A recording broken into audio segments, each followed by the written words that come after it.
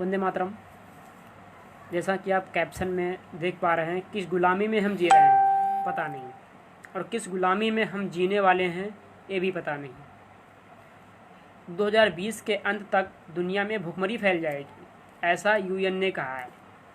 और एजेंडा 2030 को भी याद रखिएगा, यूएन का ही एजेंडा है, एजेंडा 2030, जिसमें पहला और दूसरे लक्ष्य में कहा गया है कि पहले गरीबी को हटाना है, दूसरा भुखमरी को हटाना है, तीसरा मोदी जी का आह्वान करना आत्मनिर्भर भारत, चौथा केंद्र सरकार ने अभी फैसला सुना इसी लॉकडाउन के दौरान अपनी मर्जी से फसल बेचने को आज़ाद होंगे किसान, खेत पर ही उपज बेचना होगा संभव भारत सरकार। तो ये रही कैप्शन की बातें। तो मैं अपनी बात आप तक रखने से पहले मैं आपसे निवेदन करता हूं कि जितना अधिक हो सके लोगों को अभी इनवाइट करें, शेयर करें और लोगों को भी जोड़ें, क्योंकि बहुत कुछ कहना है, बहुत कुछ कहना है।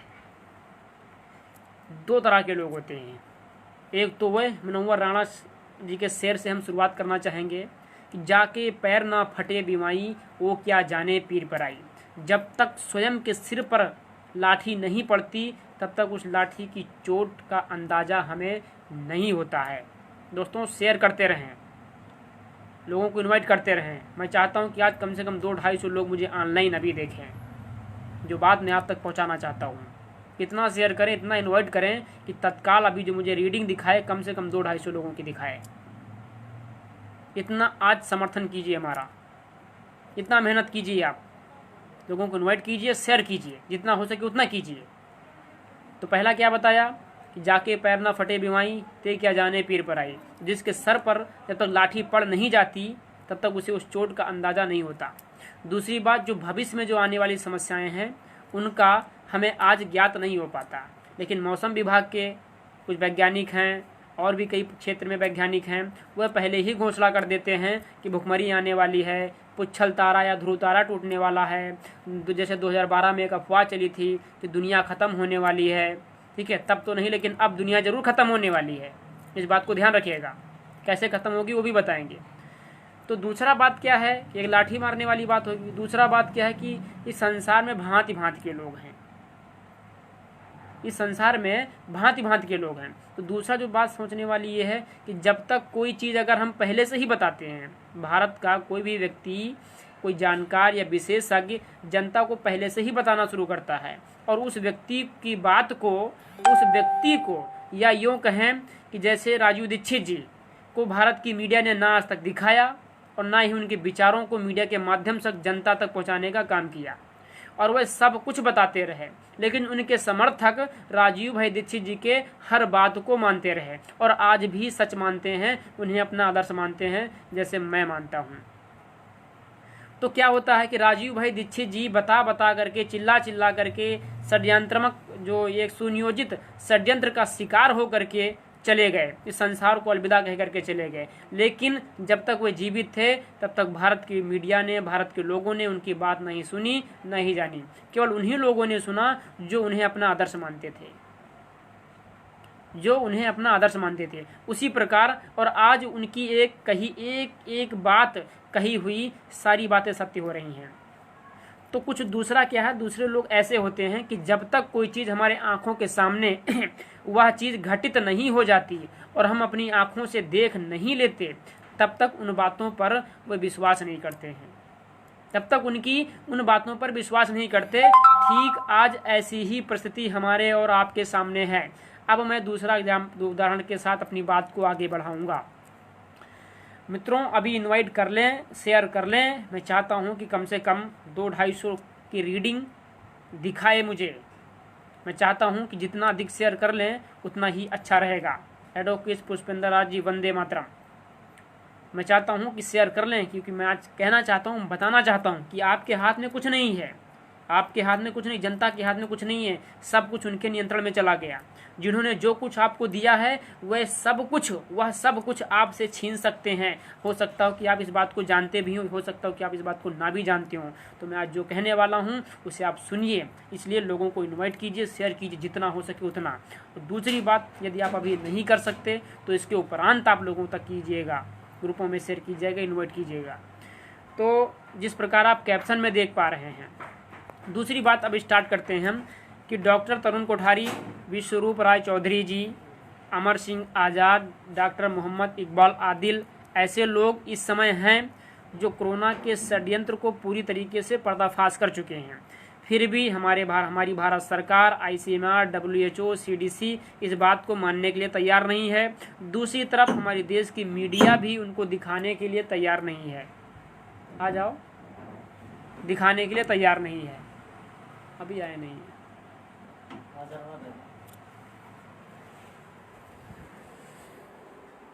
ये दे देना। और बस कष्ट के लिए क्षमा चाहते हैं।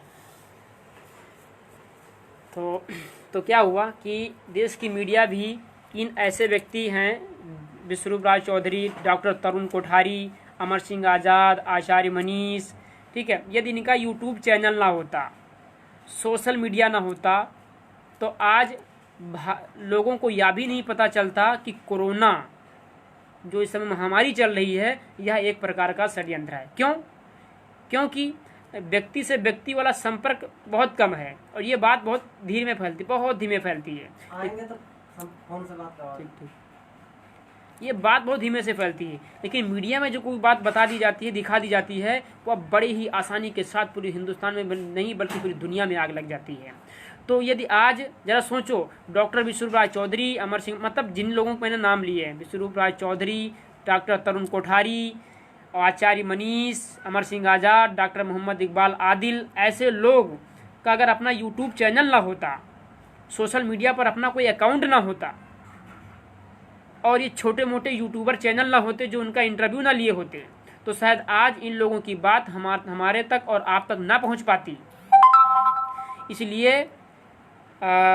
इसलिए अब हमें आपको करना क्या है कि देश की परिस्थिति क्या है और आने वाले समय में क्या होने वाली है, ठीक है, इसकी सूचना जैसा कि हमारे आदरणीय डॉक्टर जो हैं जिनका मैंने नाम लिया है वह आपको दे चुके हैं।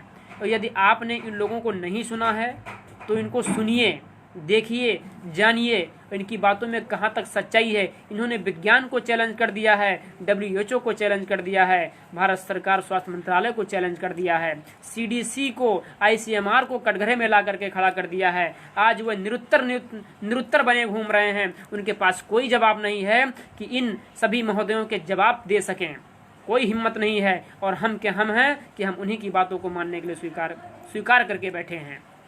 अभी भी जैसा कि मैं देख रहा हूँ कि रेटिंग कम आ रही है, और लोगों के पास आगे बढ़ाएं और लोगों को इनवाइट करें, क्योंकि अभी जो सबसे मुख्य बात है वो लास्ट तक बने रही है कि हो सकता है कि निष्कर्ष आपको लास्ट में ही मिलेगा।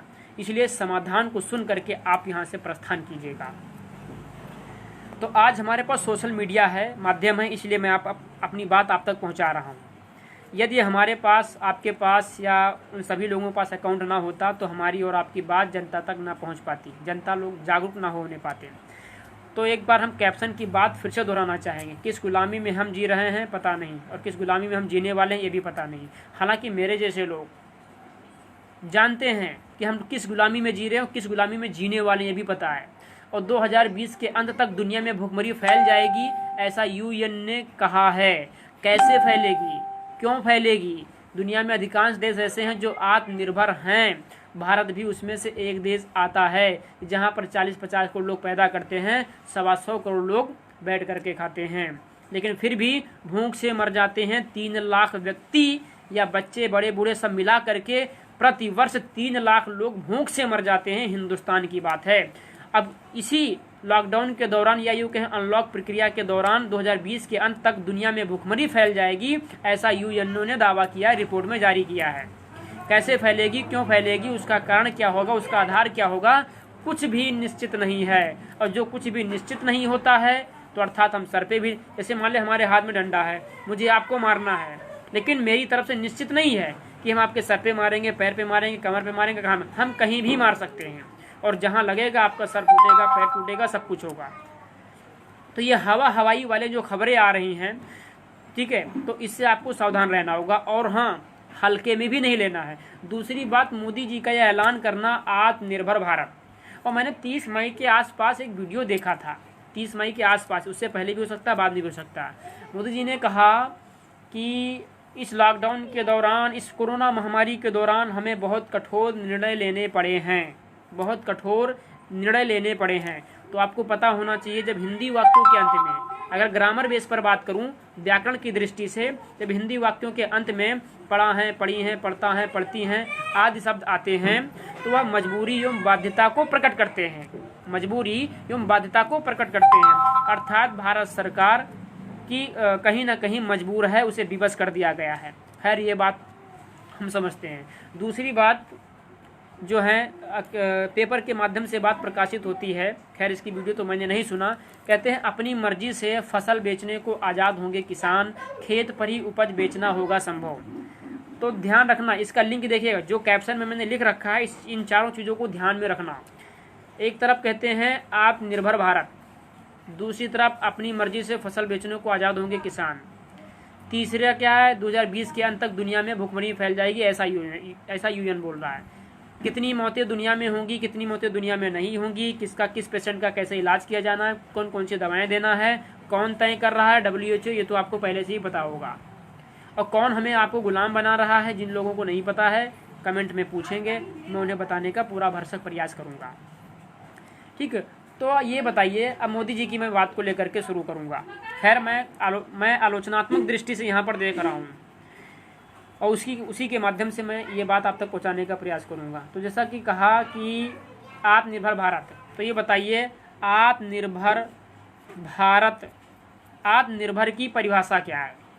अगर आप इस समय आत्मनिर्भर भारत को बनाना चाहते हैं तो पिछले 73 वर्षों से अदर दूसरी सरकारें क्या कर रही थी? मैं मोदी जी का दोष नहीं दे रहा हूँ, मैं बीजेपी का भी दोष नहीं दे रहा हूँ, मैं इस 73 वर्ष से जिन जिन लोगों ने शासन किया है, मैं उन लोगों की बात कर रहा हूँ। अगर केवल मोदी जी की बात करूँगा तो ये आत्मनिर्भर बनाने की बात इससे पिछले वाली सरकार में भी मोदी जी कर सकते थे कि अब आपको आत्मनिर्भर बनना होगा, लेकिन पिछली सरकार ने उन्होंने क्यों नहीं किया? तो मेरा सीधा सा एक क्वेश्चन है कि आत्मनिर्भर की परिभाषा क्या होती है?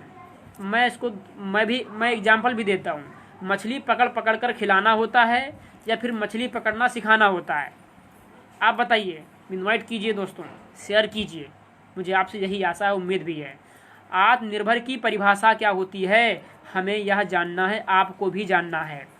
तो आत्मनिर्भर की परिभाषा क्या है, मैं ही बता देता हूँ। मछली पकड़ कर लोगों को खिलाना या फिर मछली पकड़ना सिखा देना, इन दोनों में से आत्मनिर्भर की परिभाषा क्या है?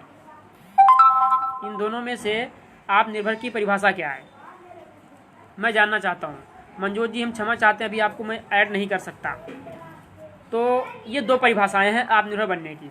तो इस समय जो भारत सरकार जो कर रही है और 73 वर्षों से जो करते हुए आ रही है, लोगों को आत्मनिर्भर बनाने का, भारतीयों को आत्मनिर्भर बनाने का, तो कैसे बना रही है? मछली पकड़ कर खिला रही है, सब कुछ अपने कब्जे में ले रही है, उसके बाद लोगों को जिंदा रखने के नाम पर राशन दे रही है, चिकित्सा के नाम पर फ्री चिकित्सा करवा रही है, शिक्षा के नाम पर फ्री शिक्षा दे रही है। ठीक है, कुछ चीज़ें हमें कॉलोनी भी दे रही है, हमें आवास भी दे रही है, हमें शौचालय भी दे रही है, हमें हमें हाइब्रिड बीज भी दे रही है, हमें यूरिया खाद, DAP, सल्फर, कीटनाशक दवाएं भी दे रही हैं। ठीक है, तो सारी चीज़ हमको भारत सरकार सप्लाई कर रही है। ऐसा कि आचार्य निखिल जादव ने कहा कि मछली पकड़ना सिखाना, तो जरा समझना आत्मनिर्भर की परिभाषा क्या होनी चाहिए। यदि ये आत्मनिर्भर बनाना चाहते हैं तो भारत सरकार ने ऐसी कोई एक योजना हमको बता दे, इस लॉकडाउन के दौरान जब से आत्मनिर्भर बनाने की बात कही है, तो ऐसा कौन सा कदम आत्मनिर्भर बनाने, क्या 20 लाख करोड़ रुपए का तुम पैकेज ले आओ? नहीं, मैं कहता हूँ तुम 100 लाख करोड़ का पैकेज ले आओ और कर्ज पर देना शुरू कर दो बिजनेस के लिए। अगर आप किसी को कर्ज दोगे तो बदले में आप इंटरेस्ट भी तो लोगे। मान लीजिए उसका रोजगार, उसका व्यापार नहीं चला, तब क्या होगा? उसकी ज़मीनें गिरवी रख जाएंगी, उसकी ज़मीनें बिक जाएंगी, बीबी के गहने गहने बिक जाएंगे, सब कुछ बिक जाएंगे। तो सबसे पहली बात, ज़रूरत से ज़्यादा टैक्स। अगर आपको आत्मनिर्भर बनाना है तो ज़रूरत से ज़्यादा टैक्स लेना बंद कीजिए। हमें फ्री शिक्षा, फ्री चिकित्सा नहीं चाहिए। आप आयुर्वेद के लिए आप एक अच्छा सा कदम उठाइए। आप आयुर्वेद के लिए अच्छा सा कदम उठाइए, आयुर्वेद को प्रमोट कीजिए, तो हमें तुम्हारी फ्री चिकित्सा की भी आवश्यकता नहीं रहेगी। आप गुरुकुल को प्रमोट कर दीजिए। दान चंदे पर हमारे बताओ अच्छी सी शिक्षा हमको मिलती थी, तो हमें आपके घटिया और आयोग से आए हुए टीचर जो कुर्सी पर टांग रख करके सोते हैं, हमें से घटिया शिक्षा भी नहीं चाहिए हमें। तो आपके चिकित्सा का भी बहिष्कार हो गया और शिक्षा का भी बहिष्कार हो गया। लेकिन शिक्षा और चिकित्सा को जबरन हमारे ऊपर लाद रहे हो, जबरन लाद रहे हो। दूसरी बात, ये दूसरी बात हो गई।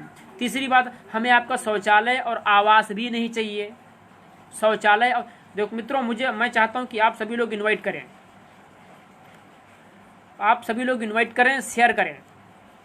तो ये हुआ, ये पहली बात हो गई टैक्स। दूसरा ये हो गया जो भी बताया। तो ये दो बातें हुई। तीसरी बात, हमें आपका शौचालय भी नहीं चाहिए और हमें आपका आवास भी नहीं चाहिए, क्योंकि हम छप्पर और फूस के मकान में हम आज भी रह लेंगे। छप्पर और फूस के मकान में हम आज भी रह लेंगे। आज भी हम खेतों में डिब्बा लेकर के हम बाहर खेतों में जा करके शौचालय हम आज भी कर लेंगे, जबकि ग्रामीण में आज भी यह सभ्यता जीवित है। तो हमें आपका शिक्षा भी नहीं चाहिए, चिकित्सा भी नहीं चाहिए, हमें आपका शौचालय आवास भी नहीं चाहिए। तो ये 4 चीज़ें आप रोक दीजिए, शौचालय, आवास, शिक्षा और चिकित्सा। ठीक है। हमें रोड भी नहीं चाहिए एक प्रदेश से दूसरे प्रदेश में जाने के लिए। जब आप लोगों को आत्मनिर्भर ही बना रहे हो तो लोगों को अपना गांव छोड़ करके विदेश जाने की या फिर बाहर जाने की क्या आवश्यकता है? आपने तो आत्मनिर्भर बना दिया, तो उन्हें दूसरे गाँव में जाने, दूसरे शहरों में जाने की आवश्यकता भी नहीं है। तो आप आत्मनिर्भर कैसे बना रहे हैं? हमें यह परिभाषा आपसे जाननी और सीखनी भी है मुझे। तो ये 5 चीज़ें हमको मत दीजिए। शौचालय मत दीजिए, आवास मत दीजिए, फ्री शिक्षा मत दीजिए, फ्री चिकित्सा मत दीजिए। ठीक है। और हमें सड़कें भी नहीं चाहिए, हमें सड़कें भी नहीं चाहिए। ये 5 चीज़ें हमको नहीं चाहिए। हमें डीजल पेट्रोल भी नहीं चाहिए। छठी चीज़ आ गई, हमें डीजल पेट्रोल भी नहीं चाहिए। हमें टीवी, मोबाइल, इंटरनेट भी नहीं चाहिए। 7वीं चीज़ आ गई। बस एक कुछ काम कर दीजिए। अगर आप भारत को वास्तव में आत्मनिर्भर बनाना चाहते हैं तो करना क्या आपको? आप टैक्स से छूट दे दीजिए, टैक्स से आप छूट दे दीजिए, पहला चीज़। और ये जब 6-7 चीज़ें जब आप नहीं देंगे, क्योंकि टीवी के नाम पर, मोबाइल के नाम पर और ये रासायनिक खाद के नाम पर ये कंपनियां जो व्यापार करके ले जाती हैं, आप कोई कानून ना बनाएं, लेकिन आप इतना अनिवार्य कर दें कि टीवी रखना अवैध है, मोबाइल चलाना अवैध है। विदेशी कंपनियों को यहाँ बुलाइए, उनको बेचने दीजिए। आप कानून बना दीजिए कि जिस प्रकार बताते हो कि खुला तेल बेचना किसानों के लिए। आपने क्या कहा? इसी लॉकडाउन के दौरान आप कह रहे हो कि किसान अपना फसल कहीं भी बेचने के लिए आज़ाद होंगे, उन्हें अपने खेतों पर ही अच्छी उपज का जो है उन्हें दाम मिल सकेगा। तो आप हमें ये बताइए, जिस प्रकार आपने कह दिया कि खुला तेल बेचना अवैध माना जाएगा, जिसके पास लाइसेंस है वो दारू शराब बेच सकेगा, जिसके पास लाइसेंस नहीं वो दारू शराब नहीं बेच पाएगा। तो आप भी एक कानून बना दीजिए ना कि मोबाइल और ये टीवी घर में रखना, चलाना ये जो पूरी तरीके से अवैध है, क्योंकि संविधान में कानून ये टीवी, मोबाइल ये सब नहीं है। शौचालय, आवास देना ये सब नहीं है। आप निर्भर बनाने की भी बात उसमें नहीं है, शायद मेरे हिसाब से। पढ़ा नहीं है लेकिन ऐसा मुझे लगता है। अगर आत्मनिर्भर बनाने की बात होती तो शायद हो सकता उस क्षेत्र में ये कदम उठाते।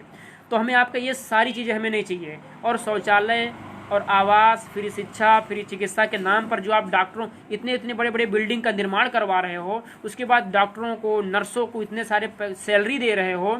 तीसरी बात क्या है? इतने सारे बेड का खर्चा दे रहे हो। ठीक है। एम्बुलेंस का खर्चा दे रहे हो। एम्बुलेंस में आने जाने वाले जो वो क्या बोलते हैं, डीजल पेट्रोल का जो खर्चा होता है, ये सब सारे खर्चे आपके बचेंगे, ये सारे खर्चे आपके बच जाएंगे। क्योंकि हमें आपका शौचालय, आवास, फ्री शिक्षा, फ्री चिकित्सा ये सब हमें नहीं चाहिए। हमें रोड भी नहीं चाहिए, टीवी नहीं चाहिए, मोबाइल नहीं चाहिए। यदि आप वास्तव में आप निर्भर बनाना चाहते हैं तो फिर देखिए आपके पास कितना पैसा बचता है। फिर आप जनता को टैक्स फ्री भी कर देंगे तो भी भारत सरकार के कोष में कभी भी पैसे की कोई कमी नहीं आएगी, कोई कमी नहीं आएगी। यह है असली आत्मनिर्भर बनाने की परिभाषा। लेकिन जरा सोचिए, आज देश को आत्मनिर्भर बनाने के नाम पर अब तक किया क्या गया है? एलोपैथिक चिकित्सा को प्रमोट किया गया है, ये फ्री शिक्षा, घटिया शिक्षा को प्रमोट किया गया है। ठीक है, ताकि आप वहीं पर जाएं, अपना इलाज कराएं, बीमार पड़ें। शिक्षा के नाम पर आपको वही शिक्षा मिल रही जो आपको दिवालिया बनाने का काम कर रही है, दिवालिया बनाने का काम कर रही है। तो सरकार से अपील है, और आप सभी से अपील कीजिए कि हे सरकार, हे भारत के भाग्य विधाता, मुझे आपका राशन भी नहीं चाहिए, कंट्रोल वाला गल्ला भी मुझे नहीं चाहिए जो आप मुझे 5 किलो पर यूनिट पर देते हैं। हमें आपका शौचालय आवास भी नहीं चाहिए, हमें रोड भी नहीं चाहिए, हमें ये फ्री शिक्षा चिकित्सा कुछ भी नहीं चाहिए, हमें आपके मोटरसाइकिल भी नहीं चाहिए, हमें 4 व्हीलर भी नहीं चाहिए, हमें बैलगाड़ी हमें ला करके दीजिए, हमें हमारी ज़मीन वापस कर दीजिए, हमें हमारी जंगलें वापस कर दीजिए, हमें हमारे हल वापस कर दीजिए, हम इसी में रह लेंगे। और आप इस शौचालय शिक्षा चिकित्सा के क्षेत्र के नाम पर, रोड बनवाने के नाम पर, डॉक्टरों को सैलरी पेंशन देने के नाम पर जो कुछ भी जितना पैसा खर्च करते हैं उन पैसों से आप अपना भला कर लीजिए। हमें ऐसी व्यवस्था नहीं चाहिए। जो पैसा बचेगा उससे आप भी विकास कर सकते हैं। तो कहने का मतलब सीधी सी बात यह है कि आप कैप्शन में देख पा रहे होंगे कि मैंने लिखा क्या है। अब जो सबसे बड़ी बात मेन चीज़ है आत्मनिर्भर बनाने की, तो मोदी जी से आप पूछिए भारत सरकार से कि आत्मनिर्भर बनाना उनकी वास्तविक परिभाषा क्या है। आप ट्वीट भी करना शुरू कर देंगे या सोशल मीडिया पर जिस प्रकार आपने गौ हत्या बंद कराना चलाया है, उसी प्रकार यूएन की रिपोर्ट को हवाला दे करके अपना ट्रेंड चलाएं सभी लोग अपने फेसबुक में कि देश में नहीं बल्कि पूरी दुनिया में भुखमरी आने वाली है। किसान अपना अनाज अपने घरों तक ही सीमित करके रखें, अपना अनाज मंडी तक नहीं ना बेचें वो, क्योंकि भुखमरी कभी भी आ सकती है। आप बिना अनाज के भूखे मर जाओगे, क्योंकि फूड की सप्लाई को कंट्रोल करके अब ये भुखमरी कैसे आने वाली मुझे नहीं पता, क्योंकि भारत में आज भी 50% जो है भूमि कृषि के लायक भूमि है। कैसे आएगी भाई भुखमरी? बाढ़ या फिर बाढ़ आएगी? बाढ़ जाने का समय अब जा चुका, बाढ़ आने का समय अब जा चुका। कभी जगह बाढ़ आई, हो सका इक्का दुक्का जगह आ जाए। दूसरी बात, भूकंप इतना आएगा नहीं कि फसलें नुकसान हो जाएं, कि फसलें ना पैदा हो। भूकंप आएगा सबसे ज्यादा शहरों को नुकसान होगा, जंगलों को, बागों को नुकसान होगा, ठीक है। लेकिन खेतों में जो छोटी छोटी फसलें लगी होती हैं उनको क्या नुकसान होगा? धरती तो फटेगी नहीं है। तुम या तो बरसात करवा सकते हो हार्बर टेक्नोलॉजी के द्वारा, इतना भयंकर बरसात करवा दोगे कि साला पूरा का पूरा मोहल्ला बह जाए, पूरा गांव बह जाए, पूरा खेत बह जाए, ऐसा कर सकते हो। दूसरी बात, आप भूकंप ला सकते हो। तीसरी बात, बाढ़ ला सकते हो, और कोई कारण नहीं है। तो जो प्राकृतिक आपदा की बात करूं तो प्राकृतिक आपदा अब तो नजर आ ही नहीं रही है कि किसी भी प्राकृतिक आपदा के कारण कोई भुखमरी आने वाली है, ऐसा कुछ नहीं है। क्योंकि सूखा वो पड़ने वाला है ही नहीं, बरसात का मौसम इस समय चल रहा है। 2020 के अंत तक यूएन ने रिपोर्ट जारी की कि 2020 के अंत तक भुखमरी आएगी, पूरी दुनिया में फैल जाएगी। तो बरसात का मौसम है भी, तो सूखा पड़ने का कोई चांसेस नहीं है। काफ़ी अच्छी बरसात भी हो रही है, मिट्टी भी काफ़ी गीली है, फसल भी आधा तैयार ही हो चुका है। 1-1.5 महीने में वो भी धान पक करके तैयार हो जाएंगे, तो धान तो सब रहेगा ही। तो इस प्रकार हम किसान फसल भी काटेंगे, ठीक है। तो भुखमरी कैसे आएगी? तो वो भी भारत जैसे देश में जहाँ पर 50% से अधिक जो है कृषि उपजाऊ भूमि है। अब जरा आप सोचो, पैदा करने वाला यहाँ 30 करोड़ किसान है, खाने वाला 140 करोड़ है, 130 करोड़ है। आप सोच लो। तो ये बातें जो हैं कर रहे हैं ना, निराधार वाली बातें, आत्मनिर्भर बनना पड़ेगा। मोदी जी ने, भारत सरकार ने बहुत ही अच्छा नोटिफिकेशन जारी कर दिया है। यदि आप आत्मनिर्भर नहीं बनेंगे तो आप मारे जाएंगे। ये बात आप उनके स्टेटमेंट से, हमारे आदरणीय प्रधानमंत्री जी के शब्दों में आप अंदाज़ा लगा सकते हैं कि अब हमें आत्मनिर्भर बनना होगा। इससे पहले देश की सभी सरकारों ने खून चूसने का काम किया है, ऐसा उनके इस स्टेटमेंट से भी प्रतीत होता है। और इस संकट की घड़ी में आपको आत्मनिर्भर बनने का काम क्यों, आप सपना क्यों आया कि अब आत्मनिर्भर बनाया जाना चाहिए?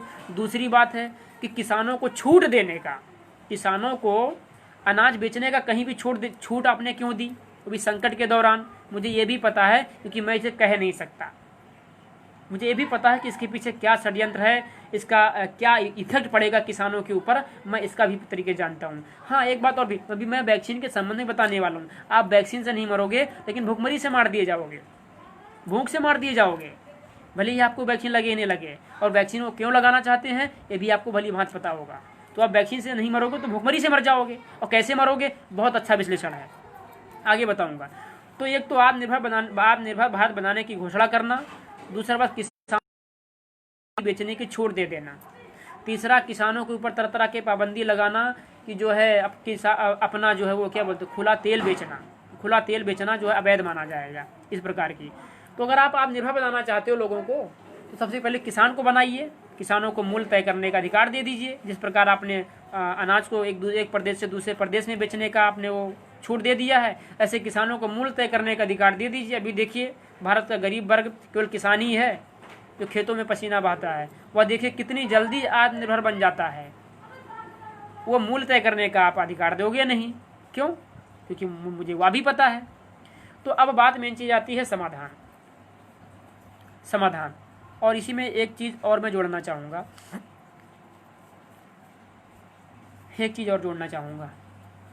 वो सबसे बड़ी बात है। लोग सोच रहे हैं वैक्सीन, RFID चिप और कोरोना महामारी के खिलाफ और मास्क के खिलाफ कैसे रोड पर आया जाए, कैसे इसका सरकार का विरोध किया जाए। इतना ध्यान रखना कि सारे विपक्ष खामोश हैं, सारे विपक्ष के मुंह पर ताले लगे हुए हैं, पहली चीज़। दूसरी बात, किसी भ्रष्ट व्यवस्था को ख़त्म करने के लिए, ठीक है, या भ्रष्ट व्यवस्था कहें या हम ये कहें कि किसी ताकतवर व्यक्ति से निपटने के लिए, लड़ने के लिए, या तो हम उसके समकक्ष हों, बराबर में हों, या फिर हम उससे ताकतवर हों, तभी हम उस भ्रष्ट व्यवस्था को ख़त्म कर सकते हैं, या उस भ्रष्ट व्यवस्था को टक्कर दे सकते हैं, या उस ताकतवर व्यक्ति को हम हरा सकते हैं, या फिर हम उसे नस्तोनाबूद कर सकते हैं। लेकिन यहाँ क्या है कि यहाँ तो हिंदुस्तान की जो फौज हैं, जो सुरक्षाकर्मी हैं, ठीक है, उनकी संख्या 60 लाख के अंदर ही है। 60 लाख सुरक्षाकर्मी 140 करोड़ व्यक्तियों को कंट्रोल कर रहे हैं, और उसमें से कम कुछ नहीं करें 1 लाख व्यक्ति ऐसे होंगे जो हमारे राजनीतिक कर्मचारी, सरकारी कर्मचारियों की होमगार्ड के रूप में उनकी सिक्योरिटी कर रहे हैं, उनकी सुरक्षा कर रहे हैं। समझिएगा आप इस बात को, उनकी सुरक्षा कर रहे हैं, ठीक है। तो ये बात समझ में आती है। तो 60 लाख, जिसमें कि जब देश में जब गृह युद्ध छिड़ेगा या देश में ऐसी कोई परिस्थिति पैदा होती है, तो बॉर्डर के जवान आंतरिक सीमा में लड़ने के लिए तो आएंगे नहीं। तो अब आप अनुमान लगाए तो कम से कम 15 लाख से भी ज़्यादा सेना जो बॉर्डर पे तैनात है, उन्हें बॉर्डर छोड़ करके अंदर आना ही नहीं है। अब बाकी बचे 45 लाख में भी जल, थल, वायु सभी प्रकार की सेनाएँ हैं, जिसमें पुलिस बल है, PSC बल है, वायु, ठीक है, वायु सेना, सब कुछ है। तो ये 60 लाख लोग, ये हंसने वाला इमोजी कौन कर रहा है? ये हंसने वाली बात है। एक दिन ध्यान रखना, आज हंस रहे हो ना, तो कल हंसने के लायक भी नहीं रह जाओगे। तो 60 लाख सुरक्षाकर्मी 140 करोड़ की आबादी को कंट्रोल कर रहे हैं। उनके पास क्या है? सबसे पहला उनके हाथ में एक डंडा है, दूसरा धारा 144 का उनके हाथ में सबसे बड़ा हथियार है, तीसरा चालान है, चालान। तो मैं उन सभी को मैसेज देना चाहता हूं जो कोरोना वैक्सीन और और मास्क के खिलाफ जो प्रोटेस्ट करना चाहते हैं, जो रोड पर निकलना आगे जाना चाहते हैं, तो ये यदि हम रोड पर ना निकलें, अगर आपको लगता है कि यही मात्र एक विकल्प है, तो मैं कहता हूं कि अगर इससे बेहतर अगर कोई विकल्प हो तो आप विचार करेंगे उस पर। क्या विचार करेंगे उस पर? यदि हमें भ्रष्ट व्यवस्थाओं को बदलना है, इन सभी को सबक सिखाना है, मतलब इनकी रीढ़ की जो हड्डी है उसे एकदम ख़त्म कर देना है, तोड़ देना है, तो यदि कोई सिंपल, सरल और संवैधानिक कोई चीज़ अगर हो, विकल्प हो, तो क्या उस पर आपका क्या कहना है? हाँ, वो है तो संवैधानिक ही, लेकिन वह भी मैं इस वीडियो के माध्यम से नहीं बता सकता। वो बात व्यक्ति से व्यक्ति तक होते हुए जा रही है। हो सकता हो कल आप तक वो बात पहुँचे, और उस के साथ में एक कोड होगा, उस कोड के साथ में अगर समाधान अगर आपके पास तक पहुँच रहा है, तो समझ जाना कि हाँ, हम या हमारी टीम ने वो बात आप तक पहुँचाई है। और अगर आपको लगे कि हाँ, ये बात सही है, चिंतन करके देखेगा, मंथन करके देखेगा। पहली बात क्या है कि भारत सरकार, या यूँ कहें कि देश की भ्रष्ट व्यवस्था में जो बैठे लोग हैं, जो शासन करते हैं, जाइएगा मत, बने रहिएगा अभी लाइव के साथ, क्योंकि जो आप काम करने जा रहे हैं, लड़ने जा रहे हैं। लड़ना कैसे, ये जान लीजिए। तो जैसे मान लीजिए इस देश की भ्रष्ट व्यवस्था में जो लोग हैं, ऊपर बैठे हैं, जो लोग ऐसा कर रहे हैं, तो सबसे पहली बात वो जनता को कंट्रोल करने का तरीका निकालते हैं कि सबसे पहला ऐसा कोई एक्ट बना दिया जाए, कोई कानून बना दिया जाए, या धारा 144 लगा दिया जाए, ताकि 4 लोग एकत्रित न रह पाएँ, उनकी शक्ति पहले से ही क्षीण हो जाए।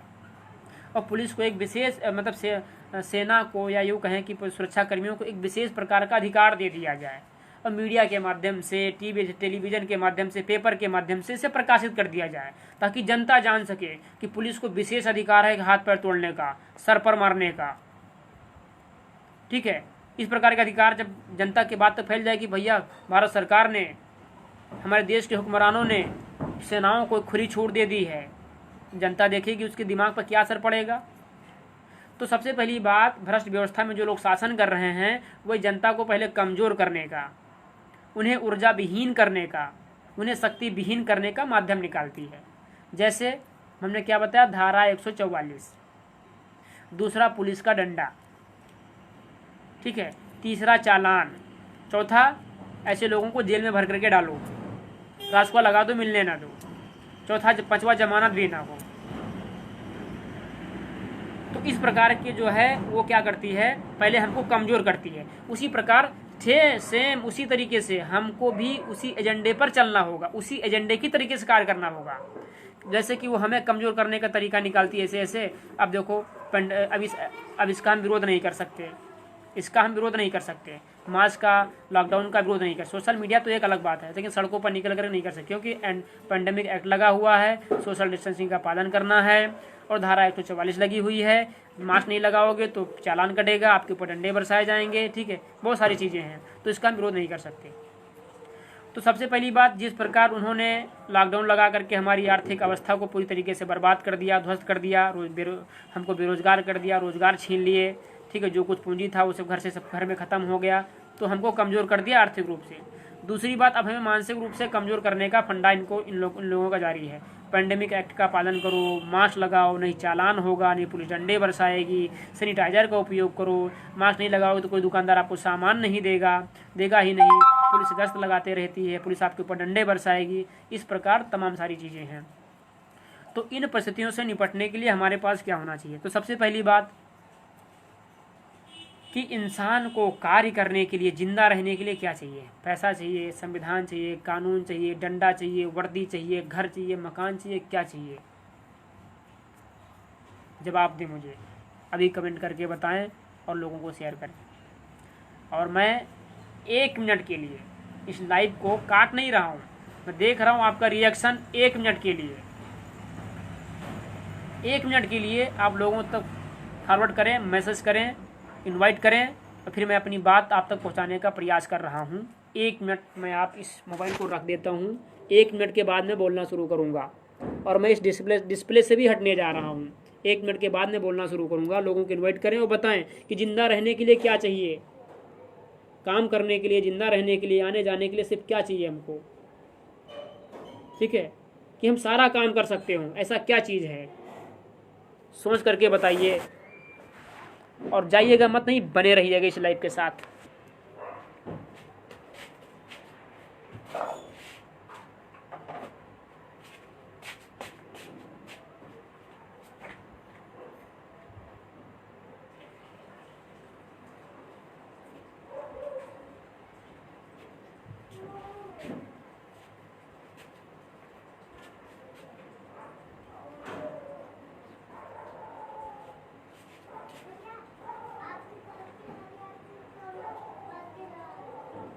बाल्टी भरने बस, अभी हमने पानी ही नहीं भरा बाबू।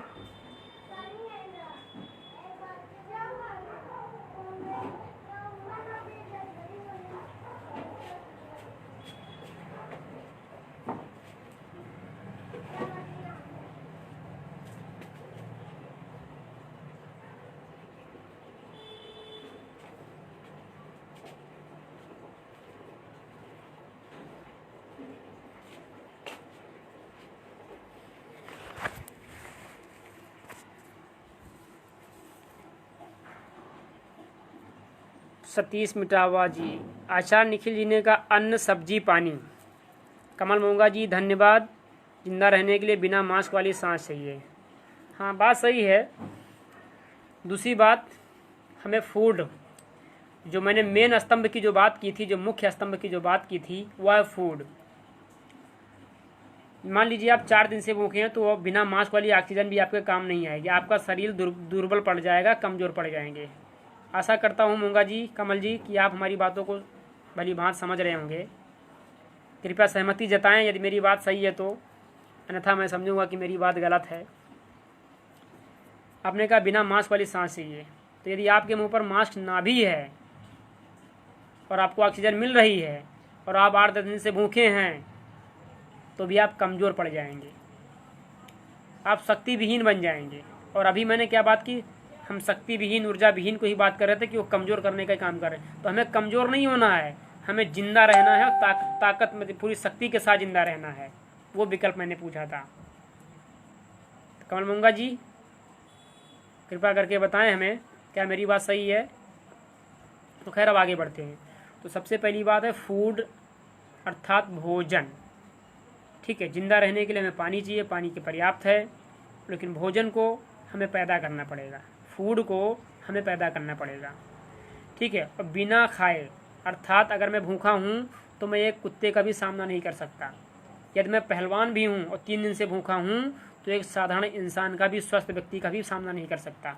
वो हमें उठा के पटक देगा, मार देगा, सब कुछ कर सकता है। क्योंकि एक ऊर्जा विहीन व्यक्ति,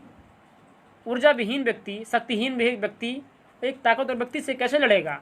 तो इस समय जनता जो है शक्ति विहीन है, वह जो है ताकतवर नहीं है, उसके हाथ में किसी भी प्रकार की कोई ताकत नहीं है।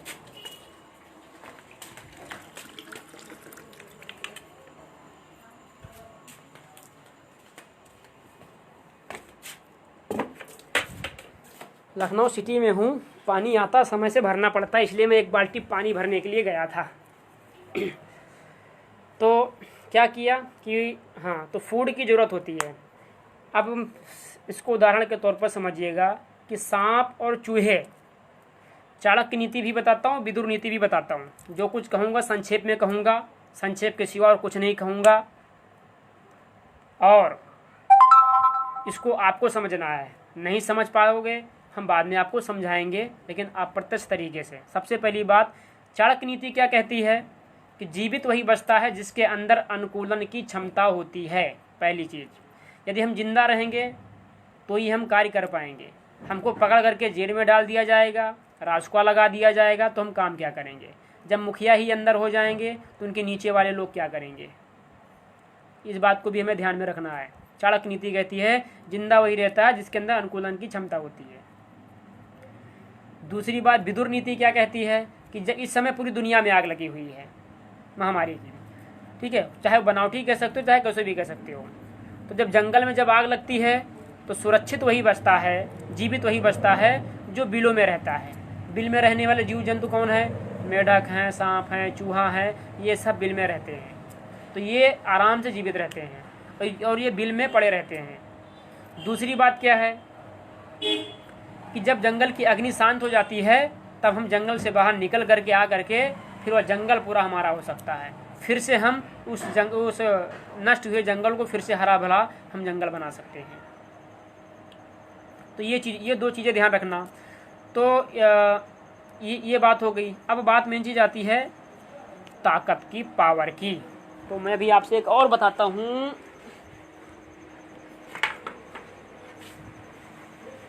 ये है मेरा दंड। इसका प्रयोग मैं किसी का सर या हाथ पर तोड़ने के लिए नहीं करता। ये है एक मेंटालिटी चेंज करने के लिए।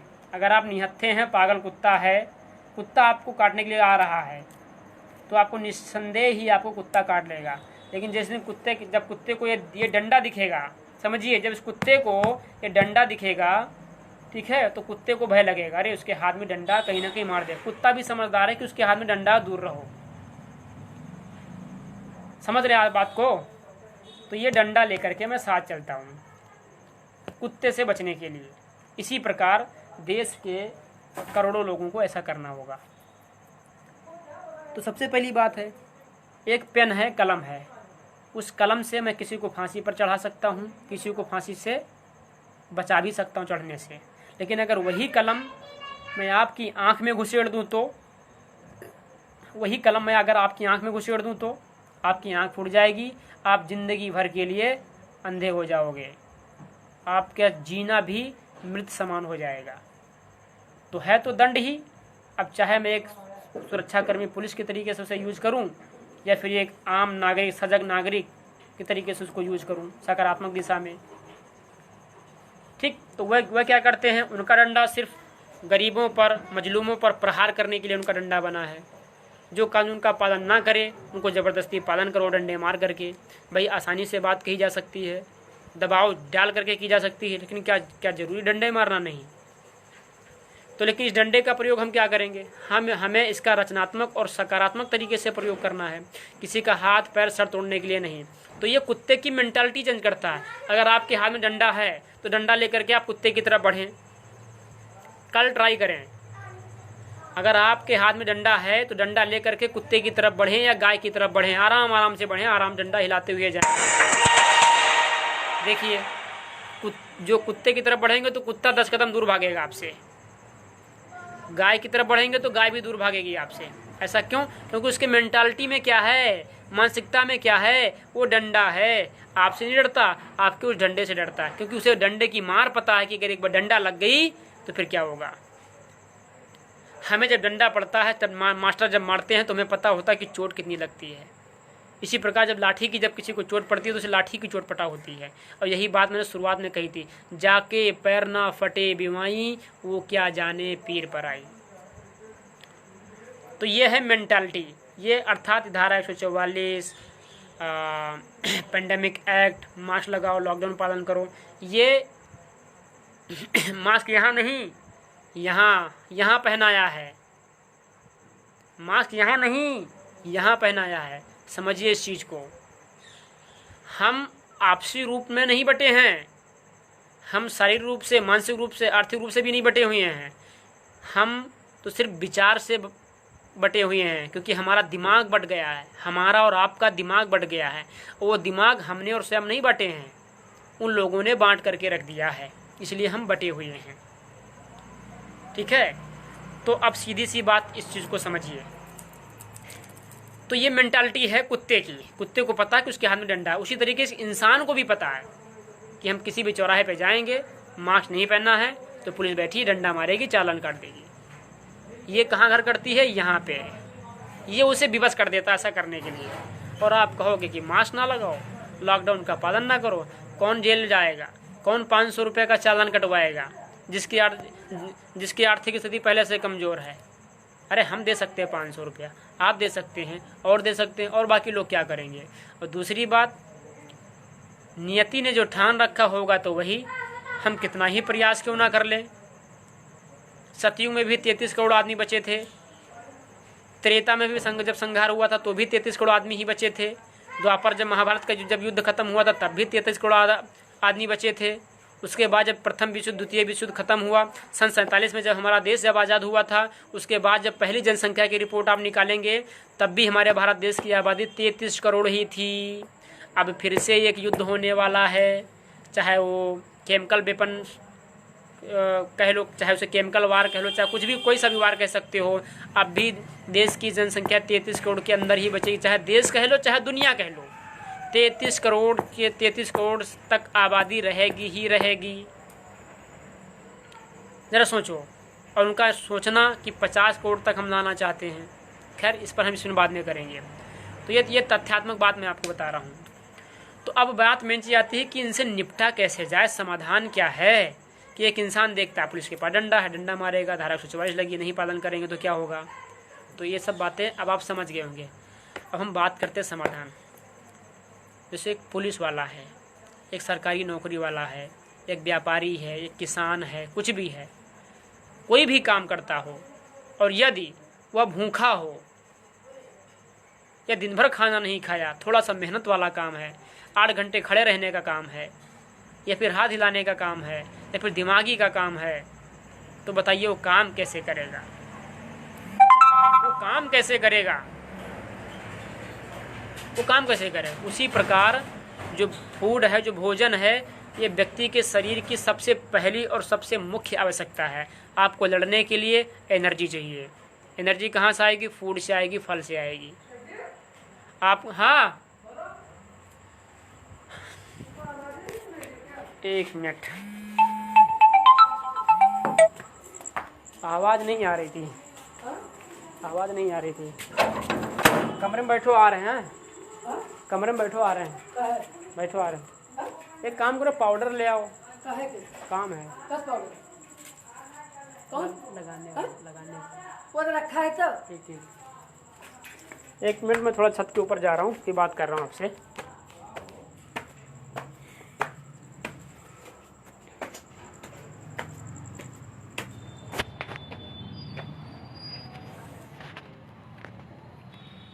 तो जैसा कि मैं कह रहा था कि कार्य करने के लिए, जैसे आप कोई व्यक्ति, जैसे आप भी हैं जो कार्य कर रहे हैं, चाहे मेहनत वाला हो चाहे बैठने वाला काम हो, जो बैठने वाला कार्य है या फिर मेहनत करने वाला कार्य है, उस कार्य को बिना खाए हुए आप कितने दिनों तक कर सकते हो?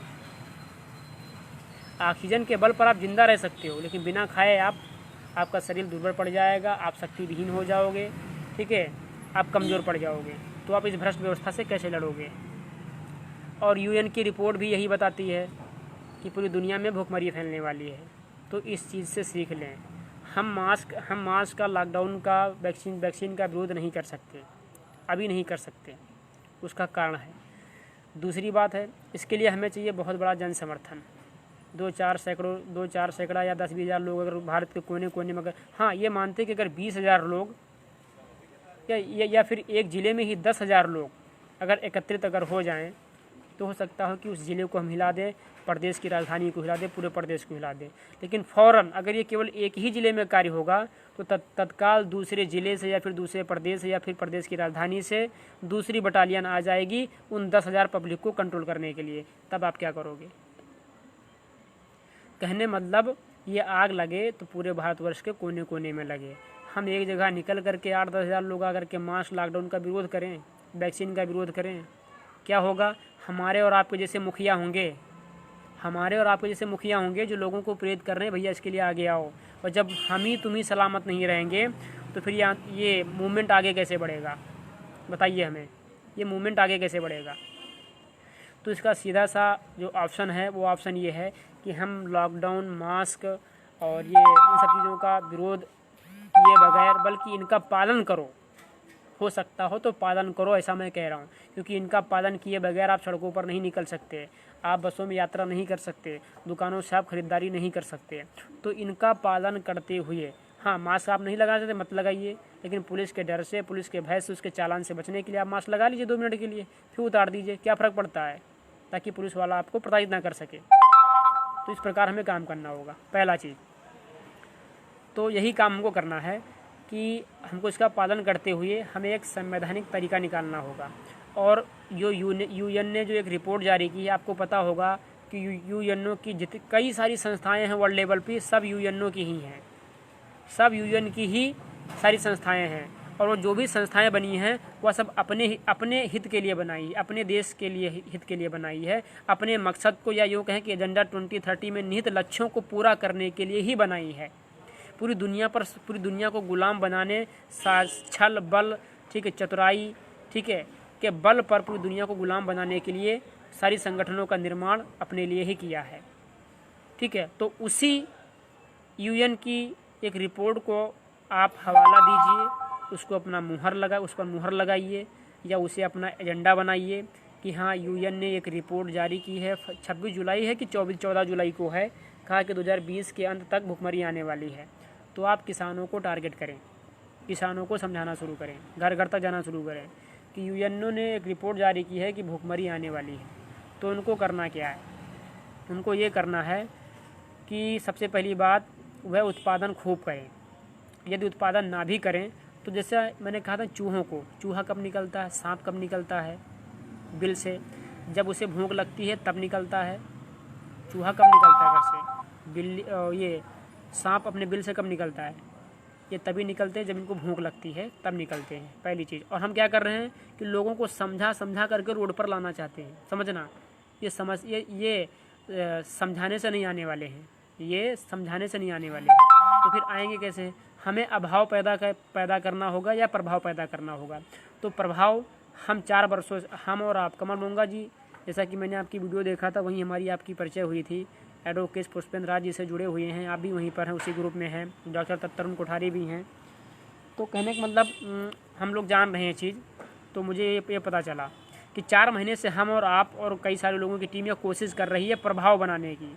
प्रभाव मतलब क्या? लोगों को जागरूक करने के, उन सब चीज़ों के बारे में अवगत करा करके उन पर प्रभाव बना रही है। लेकिन कोई भी हमारे और आपके द्वारा किए गए प्रयासों का कोई भी प्रभाव जनता के ऊपर नहीं पड़ रहा है, क्योंकि समझने के लिए तैयार ही नहीं है। तो ये प्रभाव वाला ऑप्शन जो है फ्लॉप है, प्रभाव वाला ऑप्शन फ्लॉप। हाँ, यहाँ जरूर पड़ रहा है, लेकिन क्रियात्मक रूप में वो प्रभाव नहीं पड़ रहा है। तो क्रियात्मक रूप में प्रभाव पड़े, हमें कुछ ऐसा कदम उठाना होगा। इसके लिए क्या? सांप और चूहे बिल से कम निकलते हैं, जब उन्हें भूख लगती है तब निकलते हैं, या फिर उन्हें बिल से बाहर आना होता है, थोड़ा बाहर मौसमी का आनंद लेना होता है, तब निकलते हैं। उसी प्रकार से जो देश में बहुत धनाढ्य लोग हैं, व्यापारी लोग हैं, राजनीतिक तंत्र से जुड़े हुए लोग हैं, सरकारी कर्मचारी लोग हैं, या यूँ कहें से एक लाइन में कि जिनके पास सर्वाधिक पैसा है, जिनका धन पर सर्वाधिक नियंत्रण है, ये लोग ऐसा सोचते हैं कि यदि भारत देश में 3 महीने नहीं बल्कि 3 साल के लिए या 10 साल के लिए भी लॉकडाउन लग जाए ना, तो भी हमारी परिस्थिति में कोई फ़र्क नहीं पड़ने वाला। हम चैन से जिएंगे, चैन से खाएंगे, क्योंकि हमारे पास पैसा है। लेकिन उन्हें ये नहीं पता है कि पैसे से आप पेट नहीं भर सकते। पेट तो भरेगा, फूड से ही भरेगा, और फूड का उत्पादन करता कौन है? किसान। इसलिए हमें लॉकडाउन, ये इन सब चीज़ों का, मास्क का बहिष्कार नहीं करना है, हमें इनका बहिष्कार करना, सहयोग भी करना है। लेकिन इसी बीच इसी पेंडेमिक एक्ट का फ़ायदा उठाते हुए और यूएन की रिपोर्ट का फ़ायदा उठाते हुए और एजेंडा 2030 का फ़ायदा उठाते हुए, जिस प्रकार मोदी जी ने कहा था कि एजेंडा 2030 को हम पूरा कर रहे हैं, तो आपको पता होना चाहिए कि एजेंडा 2030 में, ठीक है, सबसे पहला और दूसरा जो लक्ष्य है वो कौन सा है? पहला लक्ष्य है गरीबी हटाना, दूसरा भूखमरी हटाना। 1 मिनट ज़रा अवसर दीजिए।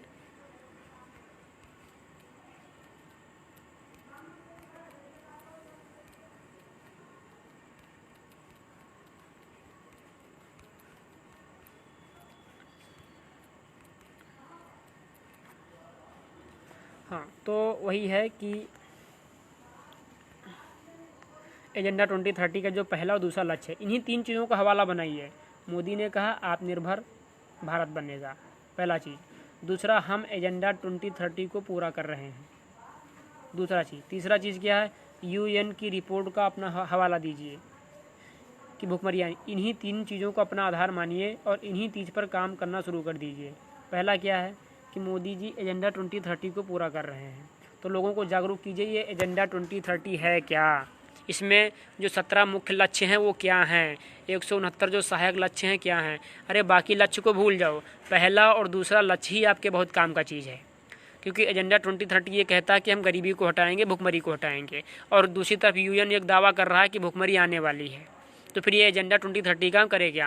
दूसरी बात, यदि मोदी जी हिंदुस्तान में एजेंडा 2030 को पूरा कर रहे हैं, तो ज़रा हमें ये बताइए कि तुम उनको बताइए कि एजेंडा 2030 में कुल मिलाकर के कितने देश हैं? लगभग 188 देश से भी ज़्यादा देश हैं, या शायद 196 देश इस एजेंडा में शामिल हैं, इस एजेंडा में शामिल हैं। जब बैठक हुई थी तो 196 देश में शामिल हैं। इस 196 देश, 196 कंट्री एजेंडा 2030 पर कार्य कर रहे हैं। तो हमें ये बताइए मोदी जी, जनता को आपको समझाना है कि एजेंडा 2030 को यदि आप पूरा कर रहे हैं, तो जिस प्रकार से आप एजेंडा 2030 को पूरा कर रहे हैं, क्या इसी प्रकार अन्य देश भी जो इसके सदस्य हैं, क्या वह भी बिल्कुल आपके ही तरीके से एजेंडा 2030 को फॉलो कर रहे हैं, उनका पालन कर रहे हैं, पूरा कर रहे हैं? जिस प्रकार आपने लॉकडाउन लगा दिया, मास्क अनिवार्य कर दिया, ठीक है, धारा 144 लगा दी, पेंडेमिक एक्ट घोषित कर दिया, क्या इसी प्रकार अन्य देशों ने भी अन्य देश भी एजेंडा 2030 को पूरा कर रहे हैं? यदि नहीं तो आप क्यों कर रहे हैं? यदि हाँ, चलो ठीक, मान लेता हूँ कुछ सही है, तो फिर तीसरा विकल्प आता है यूएन की रिपोर्ट, वही भुखमरी वाली। तो फिर इस एजेंडा 2030 का हम करें क्या? इन्हीं विषय लोग को लेकर के समझाना शुरू कीजिए। एक और जो सबसे बड़ा चिंता का विषय है वह यह कि भारत सरकार ने जो आपको शौचालय और आवास दे दिया, उसको तो छीन नहीं सकती, लेकिन शिक्षा, चिकित्सा का अधिकार कभी भी छीन सकती है, क्योंकि जो कुछ सरकार ने दिया है, ठीक है, वह सरकार आपसे कभी भी छीन सकती है। अब ये मत सोचना कि सरकार ऐसा करेगी क्यों, ठीक है। आरोप लगाने के लिए, किसी को अंदर डालने के लिए किसी से कोई परमिशन नहीं लेनी पड़ती है, फिर वहाँ पर आपका क्यों शब्द भी काम का नहीं रह जाता है। इसलिए ऐसा सवाल मुझसे बिल्कुल नहीं करें, क्योंकि आपका उत्तर है मेरे पास, लेकिन मैं देना नहीं चाहूँगा, ठीक है। तो सरकार से क्या बोलते हैं, आपसे शौचालय, आपकी आवाज़, यहाँ तक कि अगर आ जाए तो आपका घर और ज़मीन सब कुछ छीन सकती है। Property act, land acquisitions act के बारे में अच्छे से पता कीजिएगा, ठीक है। अगर सरकार चाहे तो इसका किस या संविधान के आधार पर चाहे तो इन दो एक्टों के आधार पर तो क्या क्या कर सकती है आपकी प्रॉपर्टी को लेकर के, आपकी ज़मीन को लेकर के, तो आपको पता चल जाएगा। तो इन्हीं तीन को अपना एजेंडा बनाना है और लोगों को समझाना है कि क्या करना है, कि फूड की देसी बीज का संग्रहण करें, क्योंकि देश में भुखमरी आने वाली है। दूसरी बात कि दाल, चावल, साग, सब्जी, ठीक है, मसाला, जीरा, काली मिर्च, मेथी, सब कुछ पैदा करें और अपने घर में कम से कम 1 साल का अनाज स्टोर करके रखें।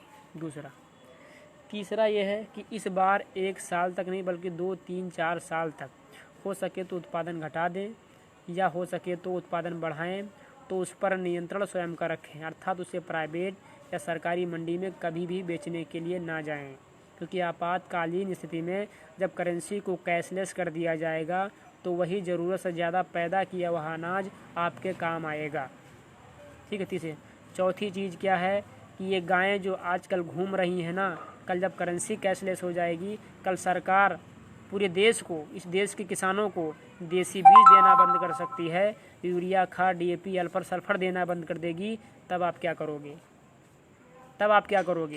केवल और सिर्फ देसी, जो केवल बीज पर अगर नियंत्रण कर दे, सरकार कह दे कि घरों में अगर एक कानून बना देगी, कानून तो कुछ भी बना सकती है, महामारी नहीं, फिर भी महामारी घोषित कर दिया, तो कल को सरकार अगर एक कानून बना दे कि घरों में बीज रखना, ज़रूरत से ज़्यादा अनाज रखना अवैध माना जाएगा। जिस प्रकार आप अपने घरों में 100 कुंटल से ज़्यादा अनाज को स्टोर करके नहीं रख सकते, उसी प्रकार एक कानून भी बना दे कि कोई भी अपने घर में बीज का संग्रहण नहीं कर सकता। तब आप ऐसी परिस्थिति में क्या करेंगे? तब तो आपके पास बोने के लिए बीज नहीं रहेगा। दूसरी बात, आपको अपने खेतों में ही बीज बोने के लिए या फिर आपके खाने वाला जो अनाज है, गेहूँ चावल जो पैदा करते हैं, वो बच जाएगा तो वही खेतों में डालाओगे। लेकिन यदि आप ऐसा नहीं करते हो तो बीज खरीदने के लिए टोटली आपको सरकार के ऊपर पूरी तरीके से जो है आश्रित हो जाना पड़ेगा, ठीक है। इसलिए भारत सरकार आज जो भी आपको दे रही है वह सारी सुविधाएं, ठीक है, कहीं कोई ऐसा एक्ट लगा करके, ऐसा कुछ करके आपको छीन सकती है। तब आप क्या करेंगे? आप निर्भर, हाँ, फिर एक बात और नोट कर लीजिए, आप निर्भर, भारत सरकार आपको आप निर्भर बना रही है या आपका खून चूस रही है, ठीक है। आप बता सकते, एक तरफ आपको 20 करोड़ लाख का पैकेज दे रही है, दूसरी तरफ GST टैक्स वगैरह देख रहे हो, किसानों को मूल्य तय करने का अधिकार ना देना, ठीक है। ये सब बहुत सारी चीज़ें, बहुराष्ट्रीय कंपनियों के लिए किसानों की ही ज़मीनें हड़प कर लेना। अरे भाई, हिंदुस्तान में बहुत सारी बंजर भूमि पड़ी हैं, हिमाचल चले जाओ, राजस्थान चले जाओ, यहाँ बहुत सारे ऐसे कई मतलब ज़मीन बंजर पड़ी हुई है, सब खाली पड़ी हुई हैं, वहाँ ज़मीन दे दो। आपको उपजाऊ भूमि छीन कर उस पर कंपनी लगाने का ये कुछ समझ में नहीं आता है। तो कहने का मतलब सीधी सी बात है कि कल भारत सरकार एक कानून बना दे कि आप घरों में देसी बीज नहीं रख सकते। आपको ये क्या बोलते हैं, यूरिया खाद, DAP वगैरह जो बनाते हैं, कीटनाशक दवाएं बनाती हैं, ये सब बनाते हैं, कहीं ये ऐसा कर दें कि ये यूरिया खाद, DAP, अल्फर सल्फर, ये सब कीटनाशक दवाएं ही बनाना बंद कर दें, तब आप खेती कैसे करोगे? यह कह दे और यह बयान जारी कर दे कि देश इस यूरिया, कीटनाशक, AP, DAP, अल्फर सल्फर दवाएं बनाने वाली कंपनियों को बहुत लंबा लॉस हो गया है, घाटा लग गया है, इसलिए अब ये कंपनियां यूरिया खाद, सल्फर, DAP बनाने में करीब 2 साल तक अक्षम है, इसलिए अब ये इसका प्रोडक्शन नहीं करेंगी। तब आप क्या करोगे? सीधी सी बात है, आपको वापस ही लौटना, गोबर गौमूत्र पर ही आपको लौटना है। यह बात तो तय है, निश्चित कर लीजिए, क्योंकि आप निर्भर आप बन नहीं पाओगे। राजीव दीक्षित जी ने एक बात कही थी कि बोतल के खून से किसी भी व्यक्ति को कब तक ज़िंदा रखा जा सकता है। इसलिए भारत में खून बनना जो है अब जितना खून था उसे चूस लिया गया, जितना खून था उसे चूस लिया गया। और अब जो है अब खून बनाने की बात हो रही है। अब जो है भारत को खून, ये प्रेरणा दिया जा रहा है कि भारत को अब अपना स्वयं का खून बनाना होगा। अब हर व्यक्ति को निर्भर बनना होगा। इसीलिए व्यक्ति को ना कह करके आत्मनिर्भर भारत को कर दिया। और भारत में कौन कौन बसता है यह तो आपके पता होगा। भारत में हर वर्ग के लोग निवास करते हैं, बसते हैं। तो इस चीज़ से सजग रहिए कि आप जो भी, क्योंकि करेंसी को कैशलेस किया जाना है, डिजिटल करेंसी, क्योंकि हर चीज़ लिबरलाइजेशन हो रहा है, डिजिटलाइजेशन हो रहा है, ठीक है, आधुनिकीकरण हो रहा है विज्ञान के नाम पर। तो इस चीज़ को आप समझिए। करेंसी जब कैशलेस हो जाएगी तब आप क्या करोगे? एक और सबसे बड़ी बात, धारा 370 हटने वाली थी, ट्रिपल तलाक हटने वाला था, राम मंदिर बनने वाला था, सीए कैब लगने वाला था। तो सुप्रीम कोर्ट में भी बहस चली लंबे समय तक, संसद में भी इसकी बहस चली, डिबेट हुआ, टेलीविज़न में भी डिबेट हुआ। देश और दुनिया के लोगों को पता था कि अब राम मंदिर बनने वाला है। सुप्रीम कोर्ट में मुकदमा चल रहा है, सुप्रीम संसद में बहस हो रही है, टेलीविज़न में डिबेट चल रहा है, सबको पता चला। धारा 370 हटने वाली है भारत में, ये टेलीविज़न के माध्यम से, संसद के माध्यम से सबको पता चल गया था। सीए लगा, प्रोटेस्ट हुआ, दुनिया को पता चल गया था कि हाँ लगने वाला है। लेकिन नोटबंदी होने वाली है, क्या आपको पहले से कोई सूचना थी? नोटबंदी होने वाली है, क्या आपको पहले से कोई सूचना थी? शायद नहीं थी। क्यों नहीं थी? दूसरा, 8 बजे आते हैं, नोटबंदी कर देते हैं बिना किसी को सूचना बताए। लेकिन हाँ, तैयारी तो बहुत पहले से हो रखी थी ना। 2000 के, 500 के नोट भी, नए नोट भी छापे जा चुके थे, सारे एटीएम बैंकों में पहुंचाए जा चुके थे, और यहाँ तक कि पोस्ट ऑफिस जो होते थे, डाकघर, वहाँ भी पहुँचाए जा चुके थे, क्योंकि वहाँ भी लाइनें लगती थी, वहाँ से भी पैसे मिलते थे। अगर उनकी पहले से प्लानिंग नहीं थी तो ये नोटबंदी हुई क्यों? अब कहोगे कि नहीं, इससे आतंकवादियों की कमर टूटी। अरे कुछ नहीं टूटी आतंकवादियों की कमर की, ये फर्जी बकवास मैं नहीं सुनना चाहता हूँ, ना ही मैं बताना चाहता हूँ। तो नोटबंदी होने वाली किसी को नहीं पता था, लेकिन संसद में बैठे सभी लोगों को पता था, सभी लोगों को पता था, क्योंकि ये न्यू वर्ल्ड ऑर्डर का एक हिस्सा ही था, एक अंग ही था नोटबंदी। दूसरी बात है लॉकडाउन लगने, या कोरोना महामारी आने वाली है, या लॉकडाउन लगने वाला है। 8 बजे आते हैं, लॉकडाउन लगा देते हैं। इससे पहले आपको 22 मार्च से पहले कभी कोई सूचना आपके पास थी कि हिंदुस्तान में लॉकडाउन लगने वाला है? नहीं थी। अर्थात अभी से मैंने कौन कौन सा एग्जाम्पल दिया? धारा 370, ट्रिपल तलाक, राम मंदिर, सीए, कैब, ये सब लगने वाला था या हटने वाला था। तो टेलीविज़न के माध्यम से, संसद भवन के माध्यम से, सुप्रीम कोर्ट के माध्यम से आपने देखा, डिबेट चल रही है, दिखाया भी जा रहा है कि हिंदुस्तान में हो क्या रहा।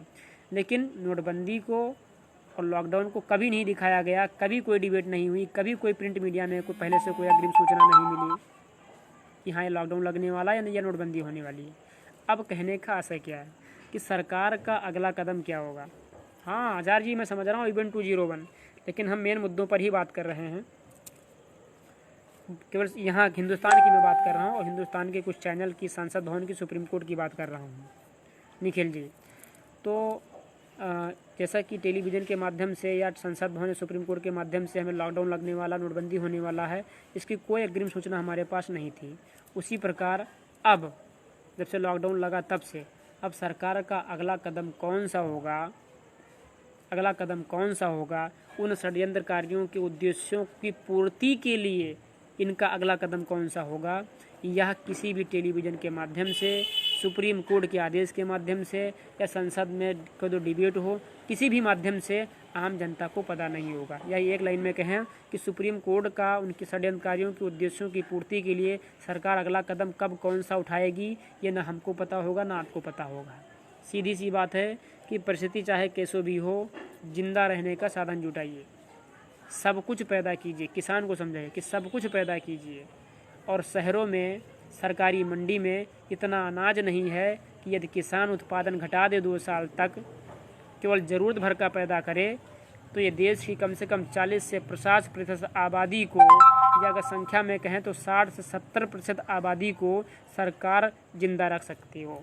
क्योंकि यूएन की रिपोर्ट का हवाला देते हुए मैं कहूँगा कि जब भुखमरी पूरी दुनिया में आने वाली है, तो दूसरे देश भारत को फूड की सप्लाई क्यों करेंगे जब दुनिया में भुखमरी आएगी?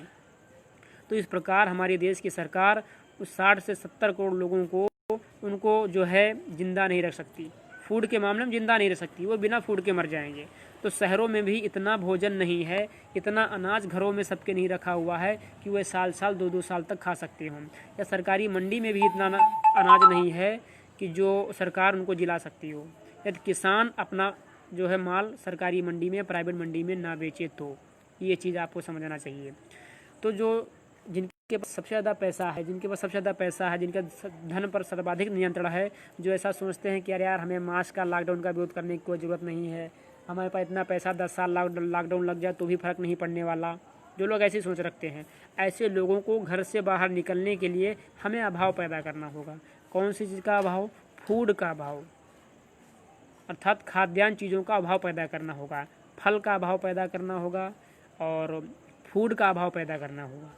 हमें उत्पादन घटा देना होगा, या अगर हम उत्पादन करें तो आपातकालीन स्थिति में जब वो बाहर आएंगे तो उनसे कहेंगे कि भैया ये गलत है, इसका विरोध करो, तो भी हम आपको ज़िंदा रखने का काम करेंगे, तो ही हम आपको अनाज देंगे। तो मजबूरन तब आप अगर उस समय के हाथ में लाठी भी थमाएंगे कि ये लाठी लो, इस भ्रष्ट व्यवस्था के खिलाफ लड़ो, क्योंकि मालिक तो आप हैं, भोजन तो आपके पास है, तो वह उनसे लड़ेंगे। उतना भोजन देना है ताकि वह आपसे न लड़ सकें। और जब देश में अनाज का अकाल पड़ जाएगा, ठीक है, और किसानों के घर में भरा पड़ा रहेगा, तो क्या होगा? मंडी में जा नहीं पाएगा।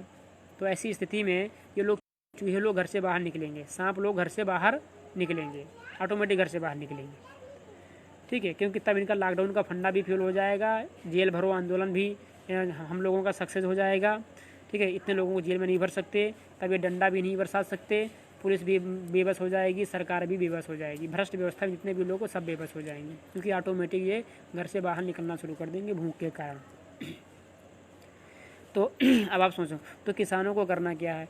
खेतों में अनार है, अमरूद है, केला है, पपीता है, सहजन है, ठीक है, और जामुन है, बेर है, ठीक है, इन सब चीज़ों को पेड़ बैठा करके रखें। ये 3 से 4 साल में अच्छे से तैयार हो जाएंगे, आपके खाने भर का तैयार हो जाएंगे।